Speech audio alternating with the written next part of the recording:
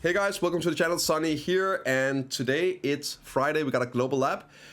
We're doing this live on the stream at twitch.tv/bprimegaming. Tune in, come in, we do deep dives, and this right here is the summary. We've been talking about this for hours now. There's some crazy stuff in here. Huge patch today, absolutely massive patch, and it might be ongoing for the next couple of weeks as well. We got the hardcore servers, we got a massive class balance. Huge PvE changes and PvP changes and more to come. We'll cover it now.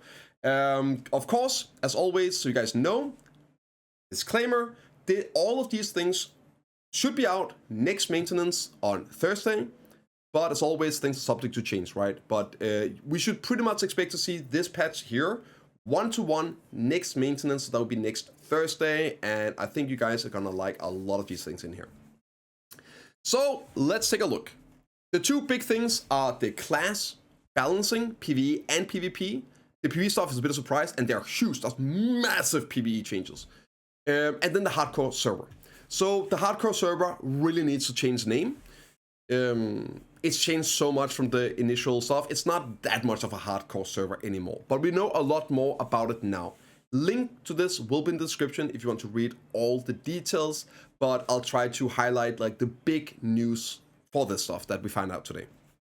So one of the bigger news, I guess, is that the hardcore server is first being introduced as a preseason. So this one season, this 1 month long hardcore server we're going to be getting on Thursday, they are now classifying this as a preseason. Normally preseasons obviously are for testing and all that. And normally rewards might be a bit less, but the rewards I personally think are really good for what this is. We'll get to them in a bit. But this also hints at something to me, right? It's being introduced as a preseason. You can embark on an adventure by choosing Warrior, Sorc, Ranger, and Zerker. So we knew they were only bringing out 4 classes.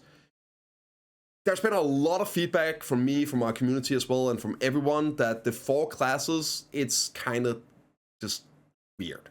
It's such a skill gap between picking up a new class. It's a way of, I guess, making it less hardcore. Again, the name needs to change, honestly. But this could be an indication, Copium here, that they've heard some of the feedback. They're doing a preseason with these classes, and hopefully you can play all classes when the real season starts to roll out. But we won't know anything. They don't really mention all of that. But if you want to suck on some copium, there you go. Right, it's happening in Valencia. We know that. There is an interesting thing here. So I'll read this one. So I guess this leads sort of into the 4 classes and the skill gap between people that main these classes and others. And how I don't really feel this should be called hardcore server anymore. So while in the region of the hardcore server, where everyone sees you is an enemy, might seem intimidating, there's no need to worry already now. Like, it's not hardcore then, but again, it's still probably gonna be a lot of fun. In the hardcore server, you can earn points by defeating monsters or other adventurers, but you can also accumulate points through quests available daily. So there's 3 ways of getting points, and the points is what you're buying stuff with.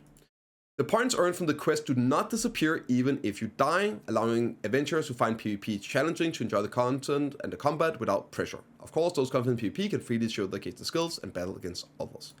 So, yeah, you can go in, you can do other things, you don't have to fight, you can go in, you can play like a survival game, you do quests, grind mobs, get these points, cash out, and we'll see that, right?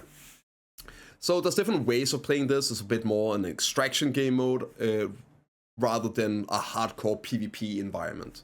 But there is some for that as well. So, the way it works is this. You earn points whenever you are killing monsters, whenever you're doing quests, or whenever you're killing other players. And these points can be, it says donated, they can be consumed for tokens at the end. So you can cash out your points. I think pretty much at any point you go to a special portal, you cash out, and you're done for the day. And then you get these tokens. You have the 4 classes. You create a special character. You can only have one. So you don't use your current characters. You don't have to make a new one, right? Or level them up or whatnot. You make a character and it's level 63 right away. And you can only use it for this. You can have one at a time. So you have to delete a class to play another one, and I think you lose your points, you accumulate if you do that. But You join it here, regular stuff. You enter. The characters are level 63.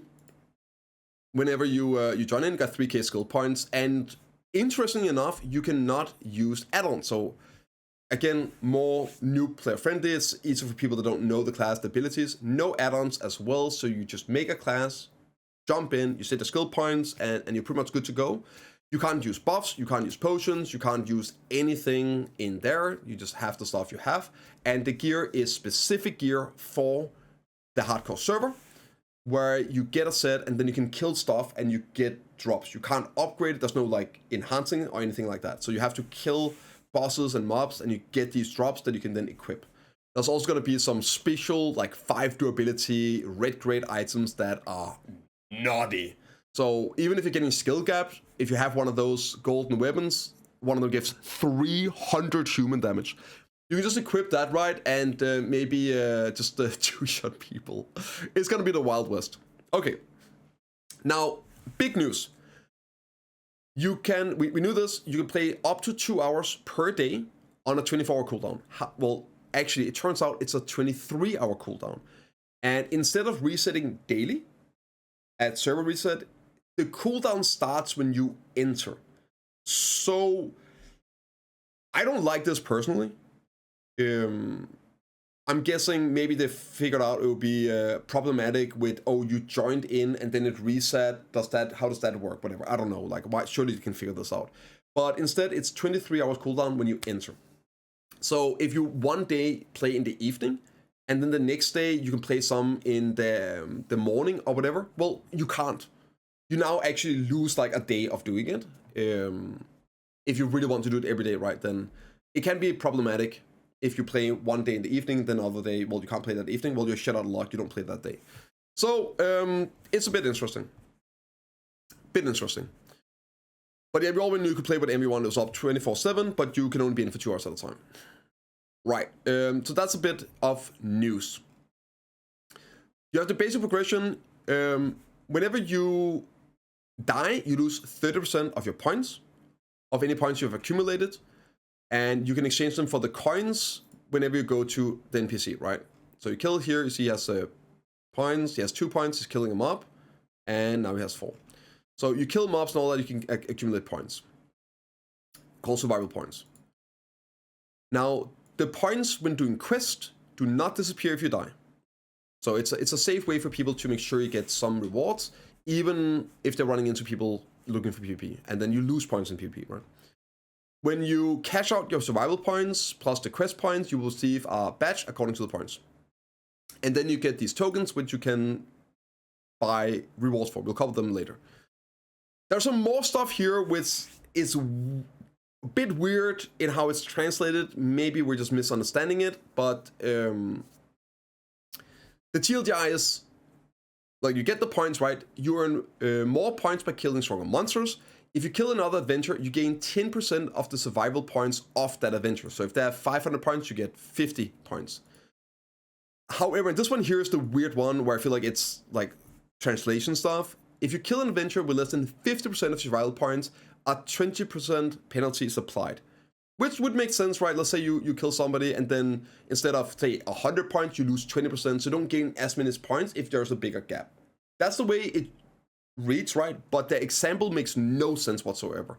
So that's why I'm curious what this actually means. And I hope it's just, you just get a slight penalty to the amount of points you gain if you're gapping them on points, right? That should be what it is. But if an adventure has 5,000 survival points and kill an adventure with 2.5k, 1,000 points will be deducted. Right, but the only way you get the 20% is for the guy up here losing 20% of his points. So if you're killing this guy and you're getting 250 points, and now you get 1,000 points deducted, it makes no sense. It makes no sense. It makes absolutely no sense.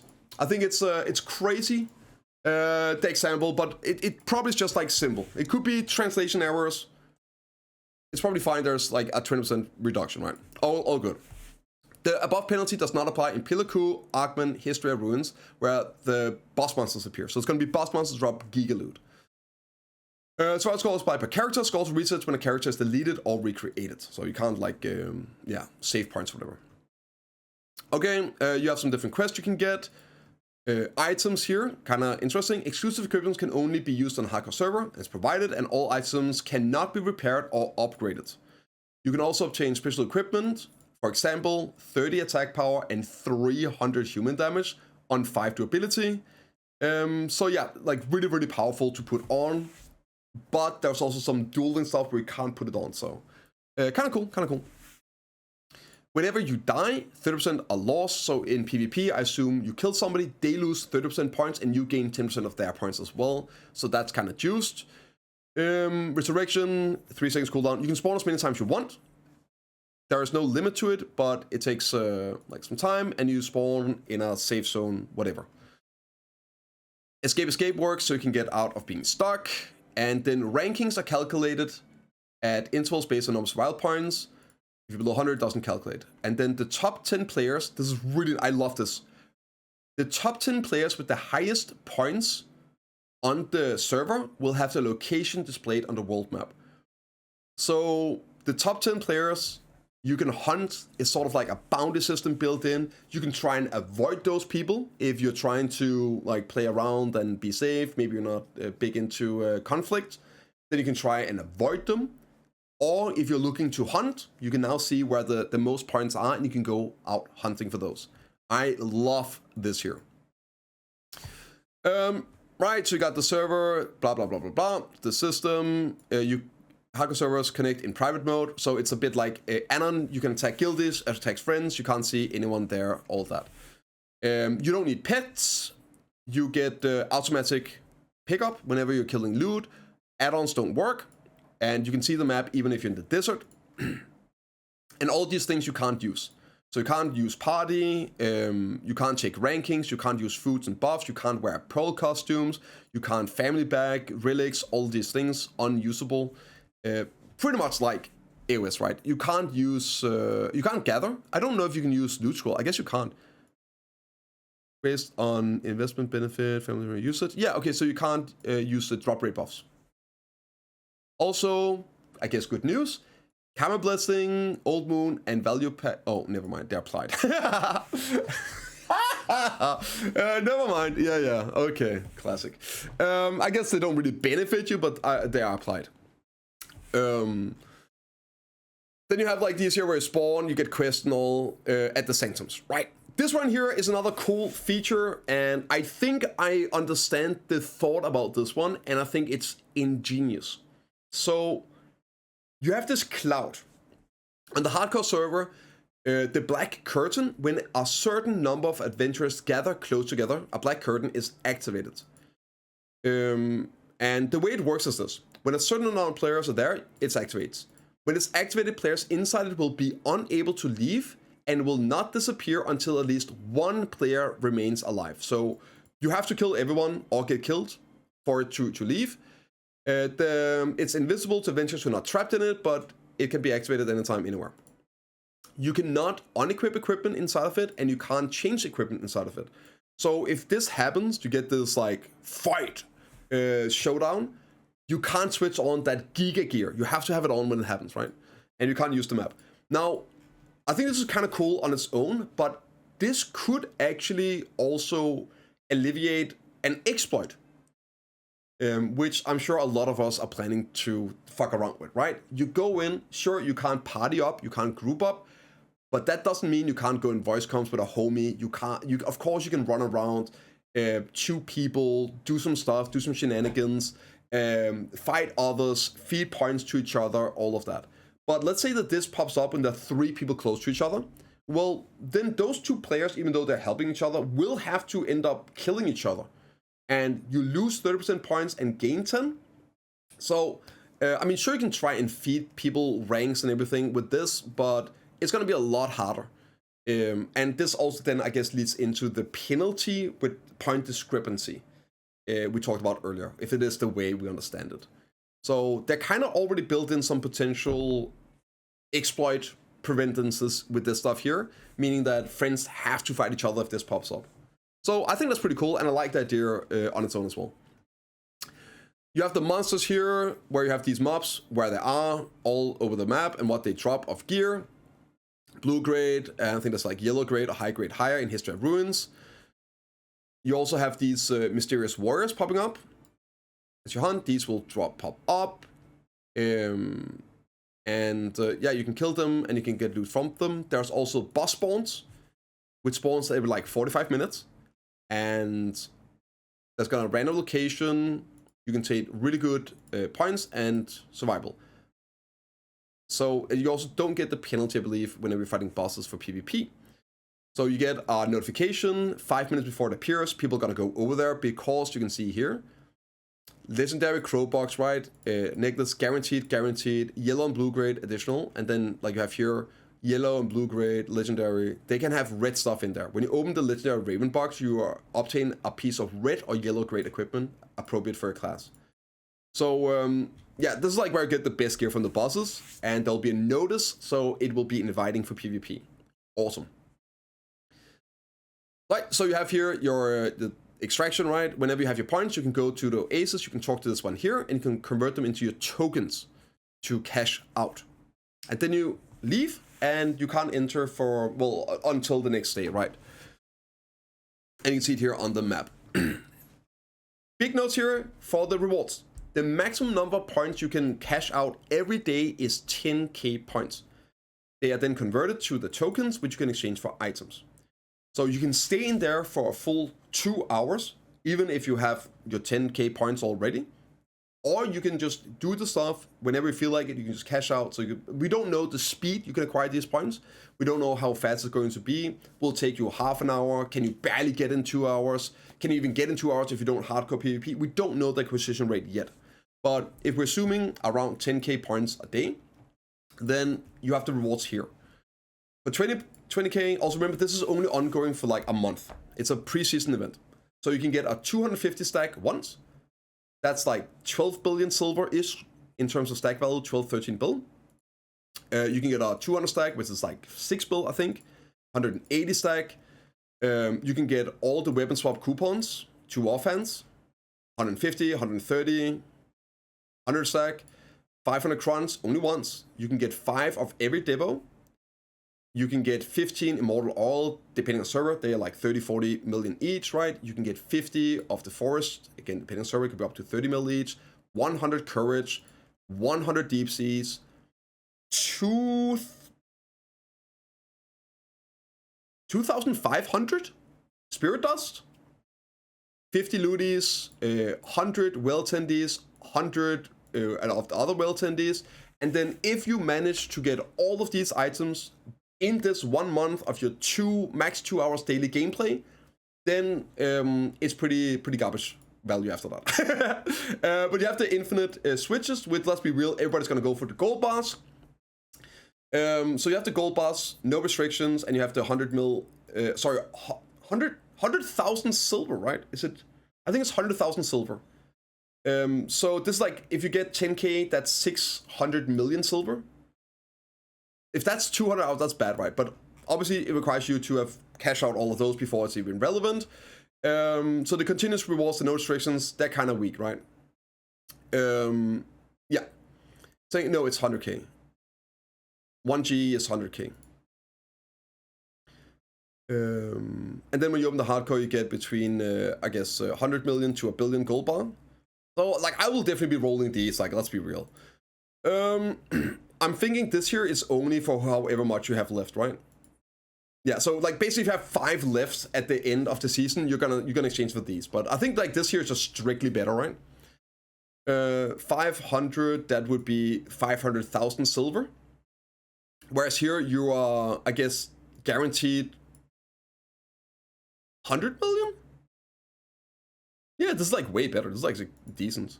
This is like only whenever you're done. Anyway, honestly, really good rewards. I think this is really good value rewards. Of course, we don't know the rate at which you acquire these, but this looks fairly fun. And some very nice rewards if you're needing stacks or whatever. Also just like some raw silver. And there's more. Remember, this is for 1 month total. There is also going to be, well, there's this one here. We can buy some stuff, rare accessory items. I'm guessing this is in-game, like for the hardcore. There's also going to be a title for completing challenges. At a hardcore server, only challenges. We don't know what those are yet. but you'll have some special titles win on the hardcore server.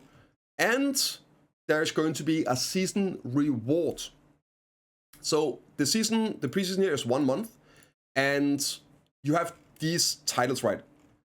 There is basically 50% up to like some 100 to 50%. Everyone that plays will get at least this, which is another 1 billion silver and 100 crowns and a title. These titles are 30 days, by the way. 30 days titles for this.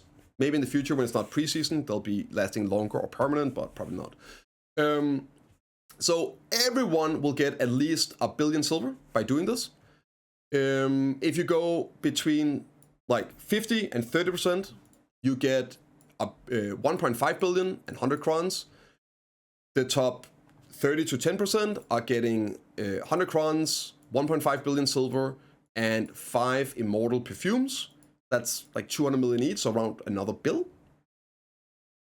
And here it's 2 billion raw silver, 5 perfumes, 100 crowns, so that's what, 3.3 billion silver for top 5 to 10%. Up here, it goes up to, wait, that's the same, right?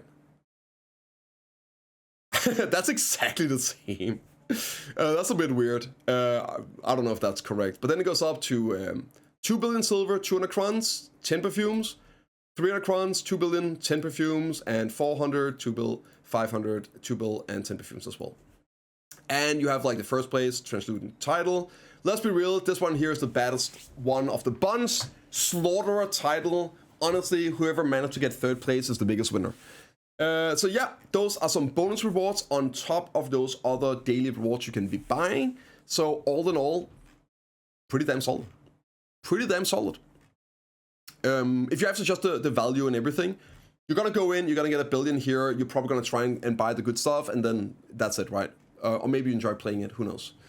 Now, class changes. Big one today. Huge one today. I'll do a bit reading here. First off, they are actually addressing PvE issues. They did a PvE patch a while ago, then they said we are not doing PvP changes until after AOS, and the big question was that means that they're doing the PvE stuff now, sorry, the PvP changes now, and then they apply the patch after AOS, or are they going to start doing the PvP patch after AOS? And it turned out they were already working on it. So we actually get some PvP changes today, mainly nerf to OP classes, and apparently some buffs to them as well. It's classic PA. But they're actually doing some PvP nerfs and some massive PvE buffs as well. So they're not done with PvE changes, thank God. They're actually buffing Warrior, finally. A big note about this. For PvP balance, we will enhance classes currently underperforming and tone down those with relative advantages. More to come, hopefully. Additionally, we plan to address aspects that may feel awkward in PvP situation through this update. Here's the important part, right? We understand how crucial PvP balance is, so rather than finalizing adjustments in one go, we will monitor the data and make swift changes as needed. We ask for player interest, understanding, and patience. I personally prefer this for PvP balancing. I hate these giga massive sweeping PvP change patches, and it just fucks it up in another way. So hopefully we see more changes the next couple of weeks. That's definitely how it's reading. I really hope they do that because they're not done. They're not done. God, they're not done. But there's some good stuff in here. So yeah, if they keep to this, that's good. That's how they should do PvP balancing. But let's get to it. First off, finally, some good, meaningful Warrior PvE buffs. Succession Warrior first. This one here, quick note, this is Ground Brawl, Shift, R&B, and Pre-Awakening. This is for both Awakening and Succession. They removed the -10 melee DR debuff on it, which is a nerf for Awakening Warrior in PvP and in PvE because we don't get compensated for it. So just so you guys are aware, it's a nerf for Awakening Warrior in PvE and PvP. However, for Succession Warrior specifically, they are adding this 10 DR onto SE, which is the DP thread, so it's going to go from 20 to 30. which means they have the same total DPS rate in PvE. However, they don't have to use ground brawl anymore, so they can save that time and actually just DPS right away with the same. Now, this is a buff for PvP because Succession Warrior's grab gives -10 melee DR. So for PvP purpose, Succession Warrior gained 10 more DR thread in their combo. They also increased some linkage, which is huge. This is your iframe on Succession Warrior. They have a prime version of the evasion move. This might be huge, more smoothing linkage and everything. It can be very clunky with some abilities.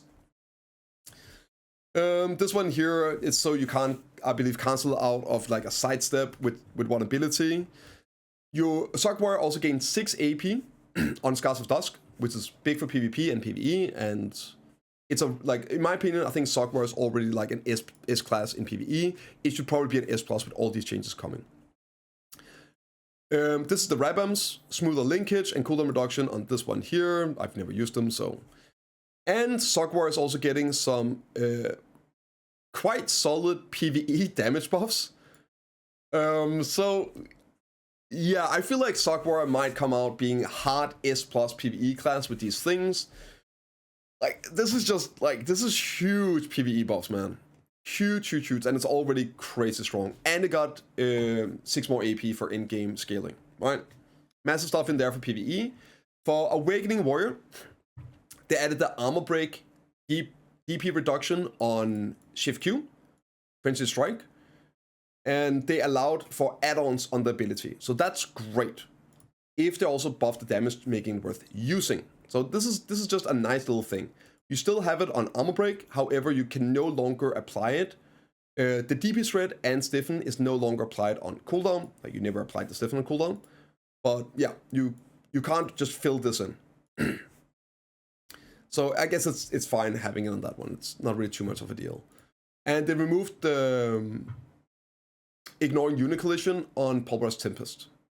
So yeah, I don't know if I like that. I guess it's to avoid you going through mobs in PvE. I never had that issue, so I don't know. And then we got some big PvE buffs on the damage, between like 15 to 40% on all abilities. It's some actual really good buffs. The problem is that the ratio is very much the same, so this will not solve the long-term problem that Warriors will once again run into when we get new, harder endgame content where you need to do extended combos, because the DPS is still going to be bad. But we're going to have like really good damage in the current content. I think Warrior might be really good for DSR and everything. It's not going to be meta. But it's some very, very big, meaningful PvE buffs. I'm happy to see this. But I'm also predicting that Awakened Warrior is going to be garbage with new hard content coming out again, because it doesn't solve fundamental problems with cooldowns and filler abilities. Kuno is getting another 20 DPS thread ability on this one here. Nice PvE. So this is also a big deal, because now you have 2 on 8 seconds cooldown. So you can, like, if you're killing packs in, say, 5 seconds before, your DR thread wouldn't be ready for the next pack. Now you have 2, so you can actually, like, 4 seconds cooldown, you can, like, rotate them between packs, which is huge. And there are some big, solid PvE damage buffs as well. Is this gonna mean Awakening Kuno is meta PvE? Probably not. But you can check out all the numbers. It seems to be like, again, 15-20% on most abilities. So nice chunk. Awakening Guardian is getting some nice changes as well. This sidestep here, left, right, and backwards, are gonna be slightly increased, which I think is gonna be great for PvP as well. Improved transition to the skills with this one here. That's always good. A lot of clunkiness. It might be a lot quicker with these changes, specifically to PvP. And same here, Screaming Light. After the skills been improved to smoothly link with Flame Destruction. The attack speed has been buffed from 10 seconds to 20 seconds, so let's need to reapply it. Huge.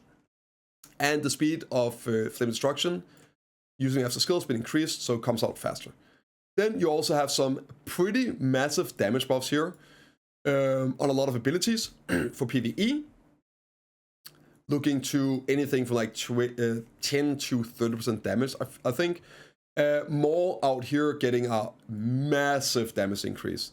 This is I think like 40-50% damage increase. So that's really nice. The God Incinerator and Dragon Maw buffs are 25 and 50% respectively. There you go, right? Huge for PvE damage, and the class was already like decent. So next up is Corsair. There are some massive changes to Corsair here for PvP as well. So main hand cooldown on this one here from 15 to 7. I'm sorry, like the names are Google Translate, so I can't always say the right. Hopefully you can recognize the abilities if you play the class. Ripple Waves, the bound is monsters only. Super armor has been changed. Changed to super armor, sorry, so it's full super armor still. Remove the CC, but it's full super armor. Rising Waves, now it hits all targets. The float effect is for everyone, PvP as well. However, the guard break, the block destruction goes from 20 to 10%, and then improved smoothness. You also have here the Twister stiffness is only for monsters. Don't worry, it gets other changes. Attack range have been slightly reduced on this one. Blue Capacious one. Float effects has been changed to apply to all targets, and a forward guard has been changed to super armor when using the skill. So this here is going to be a super armor float now, so to compensate for the losses. The whale skills here, all the CCs are gone. The TLDR for the rest of the changes here is they seem to have removed all the CCs from the whale form and put them on something else. So whenever you see a Corsair in whale form, it's not going to be CCing you, but it also got here on flood. Super armor has been added, and it is a KD. Right? It's on super armor knockdown on flood, and it also got a 50% damage increase, the way I'm reading it, and a bit of nerf on the stamina recovery. So there's a bit more. Yeah, 360 super armor KD. But again, they're moving it away from the whale form and putting it on the sword form, right? So it's gonna be easier to know what's happening and play around that. But there's more. Massive PvE buffs on at least some abilities. Decent PvE buffs on others across the board, except the whale skills. So lots of PvE buffs here for both Succession and down Awakening. However, big PvP damage nerfs on will skills. Now they're still gonna do a lot of damage. I compared this one, for example, to Gravedigger, which is the hardest hitting ability on the Warrior Kit, and this does more damage, significantly more damage than like my best PvP damage ability. But it's also two different classes. It's just like it will do damage, but it's a I think 40% damage nerf. It's a insane damage nerf on the whale abilities. They're still hard-hitting abilities, but massive damage nerf.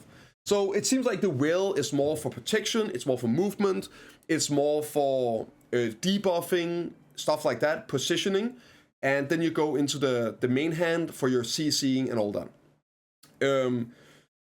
Yeah, more leaning into, for PvP purpose, the tankiness disruptor rather than you being able to go full damage and kill people as well. Yeah. So yeah, there you go. However, the PvE buffs are huge, and maybe I'm biased. I think the damage on the whale skills are just way too much. You have that 40% super armor damage plus your other like passive damage reductions. You can like destroy people standing up. It's still gonna do good damage, but you're not gonna be absolutely nuking everyone. Pretty significant nerf, however. For Awakening, there's a cooldown reduction here on Crow's target, 30% cooldown reduction from 10 to 7, pretty massive, and adding a 20 DR threat on the ability to allow you to better keep this up, a bit similar to the Kuno changes. And then you have PvE damage buffs across the board. As you can see, this is what, like 15% damage increases, it looks like. This is like 20% damage increase. So yeah, like around maybe 15, 20 to 25% damage increases across the board on a ton of abilities as well. Pretty good, much deserved. So, you guys probably already saw it. Awakening Mego. Potentially the most busted class in PvP right now. And it's getting some big nerfs, actually. But it's also getting buffed. Let's get into it. First here, this is I believe the WRMB. You can jump to people like instantly, and then you can spin through. It's like on a 4-second cooldown. When using the skill, so basically like in terms of play pattern, this is like you jump to them, and then you can dash behind them with your front guard, ignore, spin right away, like instantly, no response time, you're just screwed. 4-second cooldown, I believe, blinking all around. Changing that. So when using this skill, the block jump and your spin can only be used after the character appears and attacks. So if you want to use this attack pattern with like jumping instantly through and CCing people through front guards, just spinning around, being uncatchable, you get a bit of an animation lock. And that's the theme of the nerf to Awakening Mego. It's giving people a chance to react to the bullshit. Now the bullshit is not getting changed, but they give you a reaction time to it. And then you're still probably gonna get CC'd out of protections because of desync and whatever, but you're gonna feel like you could do something to it. Or it will make it a complete unplayable to play because, well, now it doesn't just, it's a CC people everywhere. Remains to be seen, but this is huge. This is potentially huge. Also, Fox running, which is the WF, I believe. When using a skill and linking it with, again, the block jump or the spin, has been changed, so it's only possible after the character appears and attacks. Full power sprint has been formed left clicking. It's like just the inputs have changed as well. So this is another one that doesn't allow you to like insta jump in. And at second, added a this is the block jump ability, I believe, added a pre-leap motion to the skill. However, like how does this play out? Not sure. When connected, it activates at the same speed as before. So this could mean that whenever you're using it after an ability, like when you're timing it, it doesn't do the pre-leap. And then if you just like S blocking or whatever, and then you use it, then it has a bit of a pre-animation, actually giving you a chance to react to it. But keep in mind, you can't use this instantly out of these other movement abilities. And now comes the classic PA move, where for some reason they can't just nerf Giga OP classes, they have to also compensate with some buffs. So they're buffing damage on 2 super armor abilities. It's not the spins, right? But some damage increase on Dance of Explosions and a damage increase on the 25% BSR ability as well. Yeah. So, yeah. Sometimes these changes are bigger than, and it might get foreign players out of it, who knows, but at least this is good to see. It's gonna be enough. Does it need compensation? Probably not. Yeah. Scholar, however, getting some much needed love as well. The duration of the attack buff has been gone from 10 to 15 seconds, so less having to rebuff, and same with the attack speed from 10 to 15 seconds. Then it's also getting PvE damage buffs across the board, like 20% here. This is like 20% as well, I think. So around 20% damage buffs on a lot of abilities throughout the kit, 10 to 20%, right? For PvE, nice to see, it's like a 10% buff here. 10%, yeah. Lots of PvE damage buffs. Much needed.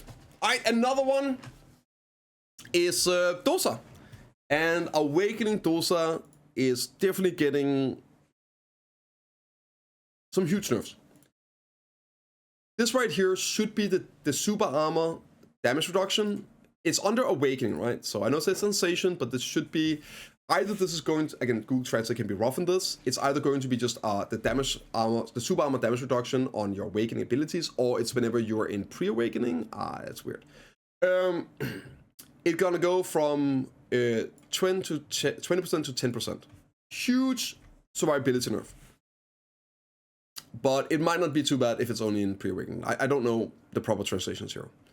However, your W R&B, which is your iframe super armor movement KD, is going to change to full super armor. So the iframe will now be super armor. Thank God. And this here is huge. I didn't realize this at first, but the air attack multiplier, this is shift Q. When you take the core for shift Q, it applies a float on attack hit 1, and then attack hit 2 is the multi-hit damage. So it's losing the air attack, and you would float people, apply all the multi-hit where all the damage is, and depending on the count, like blow, like that's the big burst. That's the huge nuke right there. You land that, automatically just nuke people to shreds. That's getting removed from the air attack multiplier. It still does damage, but it loses the multiplier. Still crit and everything. So that's actually a huge burst damage nerf. Next up is the passive. Instead of 500 times 5, it is 200 times 5 on recovery. So instead of 2.5k heal, it's a 1000 heal. And they're then buffing the max HP, well, buffing nerfing, from 2k for 10 seconds to 3k for 5 seconds. This one here is the 3 starter chain, so it activates while forward key, according WF, the sunken scales back to first. So it's like an input fix. And they are doing some PvP damage nerf on shift F, increasing the multiplier. This is actually quite a bit of a damage nerf. And also underwater abilities as well. Hopefully, like, I don't think this is wrong or anything. Like, these are giga overperforming PvP classes a lot of times.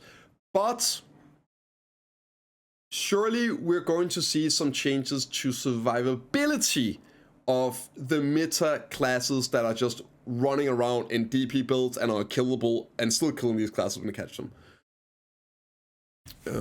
No classes mentioned, but we all know which one it is, right? Surely next week they'll address that. Not saying this is bad, right? Like, I think this is good, but we need that context as well of some of the other OP tankiness classes getting a bit of adjustments. Next up is Deadeye, and it turns out they do have the technology. Good news, guys. The knockback effect on run and gun has been changed to only apply to monsters, and the knockback effect and the knockdown effects on your W R&B also only applies to monsters. So no more super armor, protected movement, multi-hit CCs. Oh, they added stun to another one.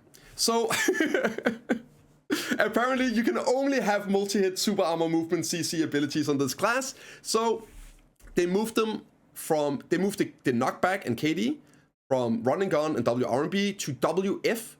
The spinning ability, move forward. Unit collision, ignore, so you can go through people. Multi-hit, it has 7 hits as well. It's also multi-CC. It's gonna be a stun. So they're changing them to stuns on the 2 abilities instead of knockbacks. Now this is also sort of a nerf, since stun is a 1 CC counter instead of 0.7. So if you land that and you follow up with a hard CC afterwards, you can't do another one, which you could before with knockback into 2 hard CCs, like 2 KDs or whatever. However, this here is also kind of crazy. If you can angle it, it's 360 AoE. It's gonna be, you have to be closer, right? But it's kind of nutty, and you can go through people's front guard. I do see this as a nerf. I do totally see this as a nerf, but only like a tiny one, and in some situations it might be a buff. They're also then adding it to Max Pain, which is the sidestep R&B instead of the LMB.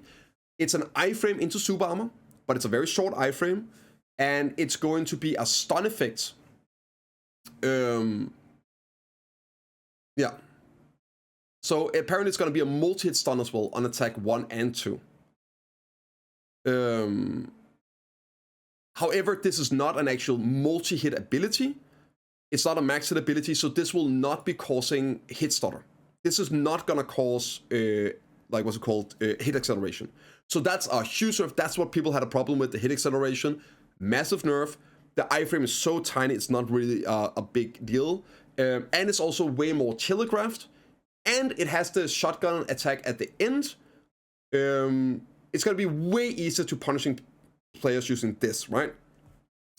They are, however, improving, which is so needed, the linkage after the ability when you do the shotgun shot, right?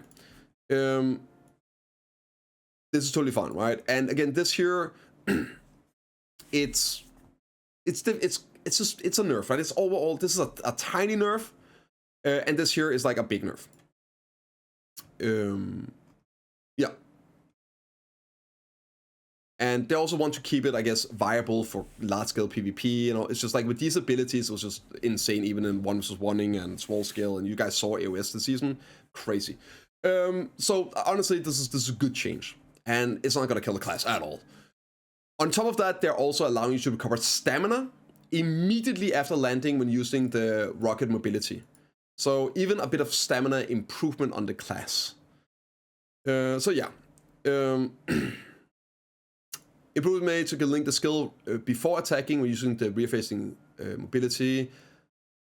Rockets, right? Add a description for the controls. And effects reduced for critical hits when hitting with the red devil have been removed. Yeah.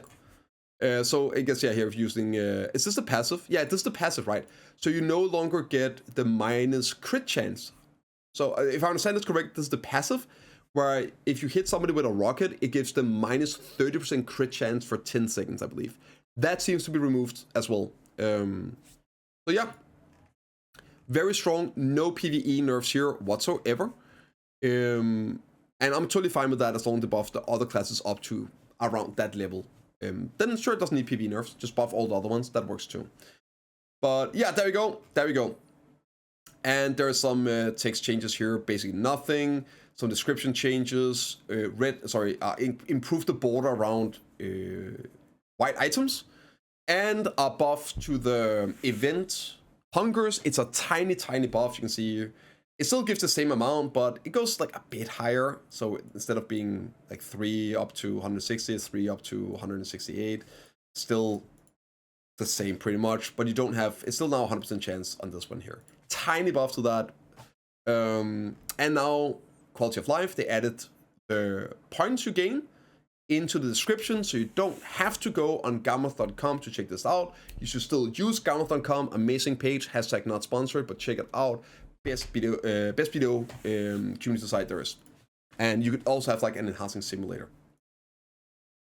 And a bug fix to Acres on Pig Cave right now. So I don't know, like maybe you want to try this out, like, you know, like test it out. It's getting fixed. You can't use Acres now on the event in the Lucky Cave. There's apparently a bug where it works. And yeah, that's it. That is it. So all in all, massive patch today. I am personally insanely happy about seeing class changes coming out. I think a lot of us were worried that when they said PvP changes after AOS, it meant they're gonna start working on them then, but they're coming out straight away. They need to keep this going. If they keep that promise, if they keep what they said, we got some big W's coming, hopefully, for the class changes. I'm so happy to see huge PvE buffs and some smaller PvP changes and nerfs, finally, thank God. So, yeah, all in all, I'm pretty excited. I'm going to be playing some Awaken the Warrior PvE next week, but I am curious what you guys think. Can we expect more of this, or do you think that it's like a one and done, and then we see some more changes in 6 months? But let me know in the comments down below, and I'll see you all in the next one.